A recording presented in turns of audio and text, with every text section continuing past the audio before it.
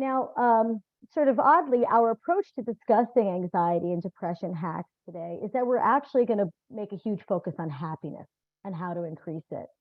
And here's why. We're going to start with some major myths or non-truths about, and then also the empowering truths about happiness itself. So the first thing, myth number one, is that positive people are just born that way, and then there's the rest of us. The rest of us are just sort of are moody or negative or anxious, and that's just how we are. But there's positive people, and we're just not them. The empowering truth is that each person has what we call a happiness set point. Now, if you want to learn more about this, you can read the book Happy for No Reason by Marcy Shimoff. And the happiness set point is kind of like your weight set point, if you've ever heard of that before. It's your genetic and your learned tendency to hover around a certain amount of happiness, no matter what's happening in life. And the research actually shows that about 50% of your happiness set point comes from your genetics, believe it or not. So it does come from, you're kind of born that way. You have born with a temperament. And because you're born that way, it means the other 50% is actually determined by your thoughts, your feelings, your beliefs that you have formed in response to your life experiences. Now, I don't want you to be bummed that 50% came from your genetics if you have sort of a lot of depression or anxiety in your family, because as we all know, just because we have been exposed to or received genetics from our family does not mean that we are identical to them. It means that we have a lot of influence and control over our epigenetics, or the choices that we make in order to influence how our genes are activated or not. But the most important thing for you here is that 50% of your happiness set point is really just determined by your thoughts, your feelings, your beliefs, and your actions. So the truth is that if you want to feel more positive and energized, it's really going to be a result of the choices that you make and the things that you do to add those into your life. The second myth is if life were easier, I would feel better. So the really exciting part of the studies that I was just mentioning is that they determined that only 10% of your happiness is actually determined by the circumstances in your life, like your wealth, your marital status, your job, your social life. So that means that the under 40% is determined by all of your habitual thoughts, your feelings, your words, and your actions. So again, we're coming back to the place of saying, wait, only 10% of my happiness is because of what's going on. Only 10% of what's happening is 10% of my happiness set point is about what's going on. It's about my wealth, my marital status, my job, my social life, my career. And that other 40% is basically just based on my thoughts, my feelings, my words, and my actions. The discovery of a happiness set point in general and our ability to change it has really turned everything that we've all believed about happiness upside down. We've spent our entire lives, most of us, searching for happiness, trying to get or accomplish the things that we believe will make us happy, whether that's beauty, relationships, career, money. But we're realizing now that all we really have to do is raise our happiness set point, basically learning how to become happier for no reason, not because of a reason. So that's a real game changer. Myth number three is that you cannot feel happier, content, or at ease when things are going wrong in life. So here's the empowering truth about that one.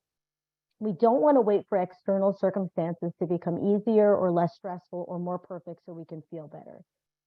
This is called delaying happiness. And if you sort of play it out, if you continually delay happiness, you're never going to arrive at happiness. And you're going to continue to feel anxious or depressed or negative or stressed, waiting for the time when you can finally feel better. So if you find yourself thinking things like, once I get through this work assignment, then I will finally feel less stressed and feel better. Or once I get my lab results back from the doctor, I could take a breath. Or once I go on vacation, then I can relax. If you're somebody that you find you're delaying your happiness, once X, Y, and Z happens, then I will finally feel better, then you're using a conditional formula for feeling better. And that means that you're constantly delaying feeling good.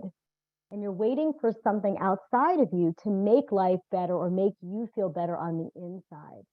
So instead, ultimately, we would like to get to a place where we can be calm and centered, or still and clear, like the bottom of the ocean floor, even when there are waves and winds and storms on the surface of our lives. We don't want to only be able to feel good on a really sunny, beautiful day. We need to be able to feel good on a day that has a variety of things that are happening to the surface of our ocean. Now, it's important for you guys to hear that, of course, let me validate that if you're going through a really significant change in your life, a really difficult challenge, of course you feel more sad, more frustrated, more worried, more stressed right now.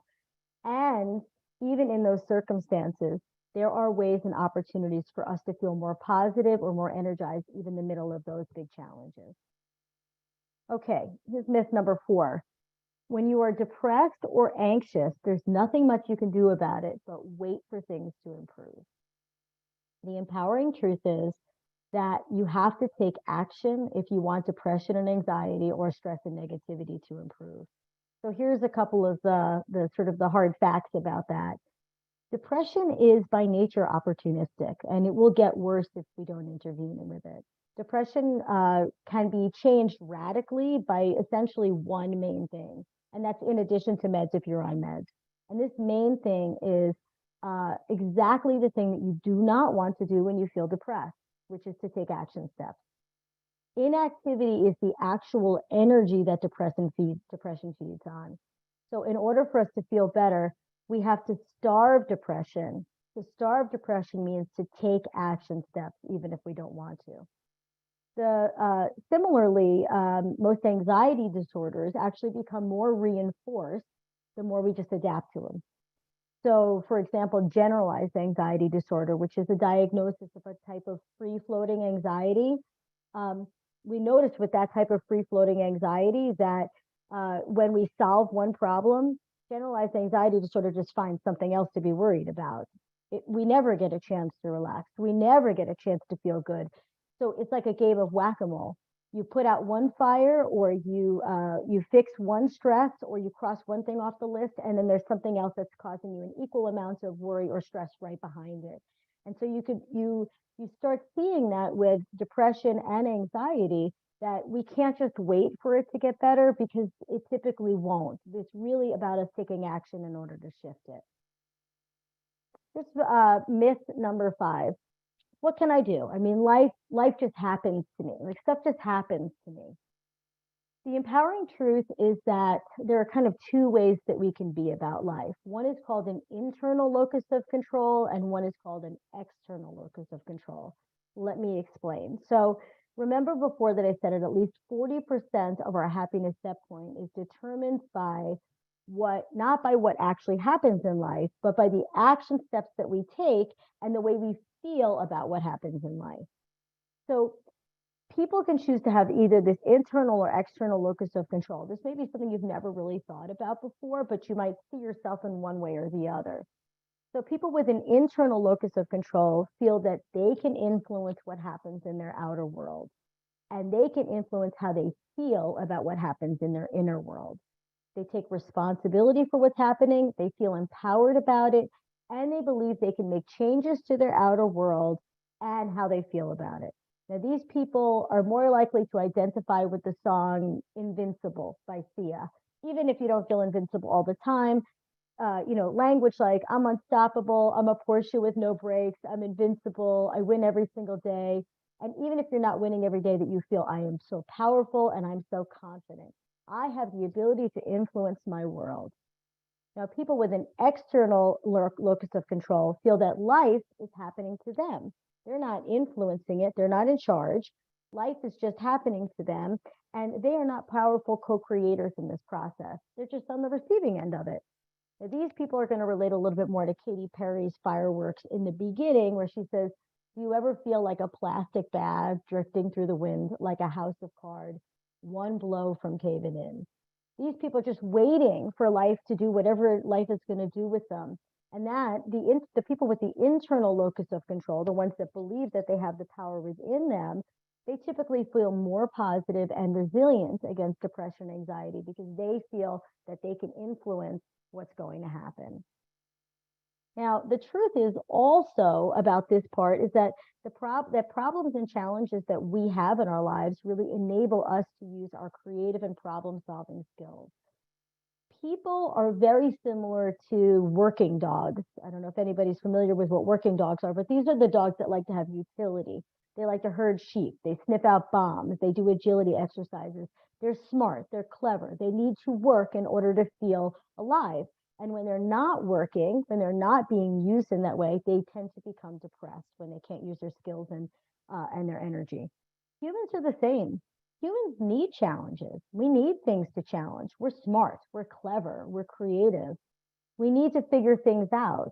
So because we are immensely creative, we need to use all of our capabilities and our skills in order to feel alive. So if you ever saw the Netflix series The Good Place, which I do recommend, it was a pretty good series. Once there was a part in the movie or the series once humans had arrived in this very particular part of heaven where they just automatically got everything they wanted with zero effort. They could just sort of wiggle their nose and have whatever they wanted. They stopped feeling satisfied because they weren't accomplishing anything anymore. The easier life got, the more depressed they got in heaven. Now, humans need both successes and challenges to feel alive. So you may think that you want everything to just work out effortlessly all the time and to be able to snap your fingers and make life happen that way. But without the experience of feeling accomplished, we actually do become more depressed. Myth number 6. This one feels really true for most people, which is it's so hard to change. Like, people will think I'd have to get like a lobotomy in order to not be the way I am anymore. But the truth is that it's not necessarily so hard to change. It's just that it actually does take effort to change. So this is where we get to look at sort of the science behind brain and body reprogramming and really look at kind of how does the brain, which is considered to be plastic and can actually be rewired or repatterned, how do we help it to do that instead of us getting a lobotomy in order to be able to become less depressed or less anxious? Your brain and body can be repatterned, and we don't have to consider change to be hard, but we do have to recognize that it's going to require some conscious effort. So I like to think and explain to my clients that repatterning your brain and your body is essentially like going on a hike. And here's what I mean. It's going on a hike on the old path versus the new path. So let's say that there's a place that every weekend you like to go hiking.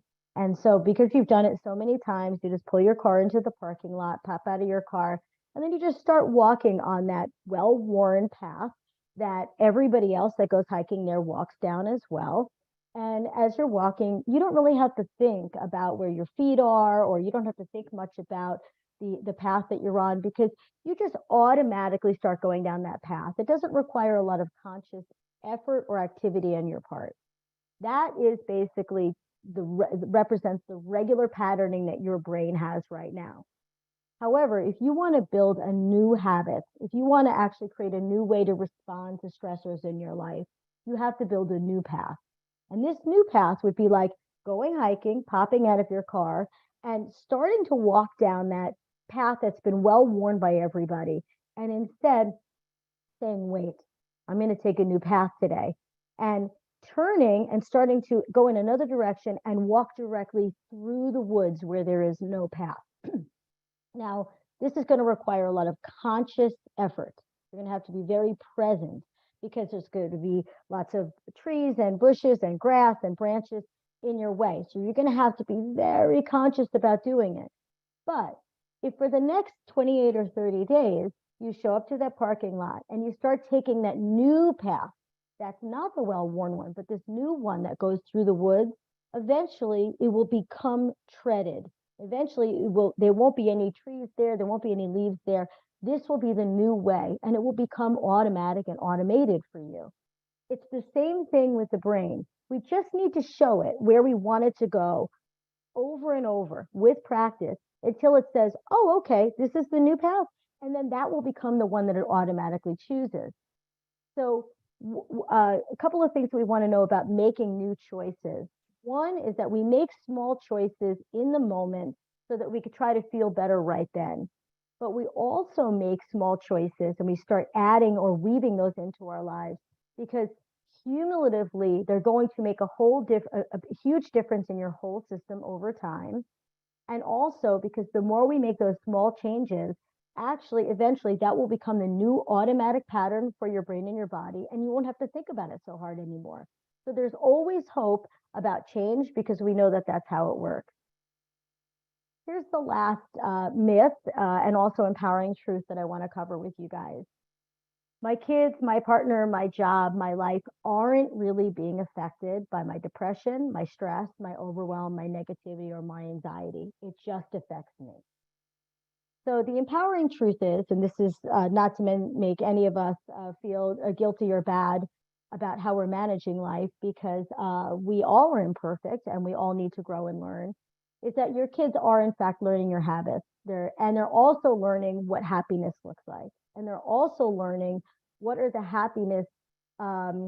steps that you do in order to make your mind and your body and your well-being as positive as possible.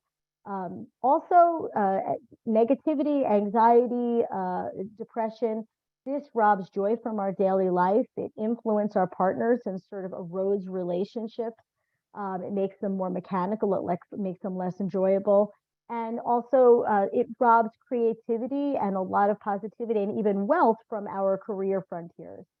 So I want to suggest to you that instead of us feeling sort of badly about ourselves, that we struggle with some of these things, or that we're not as positive and as energized as we'd like to be, that what we could do instead is say, you know what, there are actual just habits, these tiny choices, these things that I can do that can make a world of difference, and I can invest in those. I can invest in those just because I could do hard things, and I can do this too.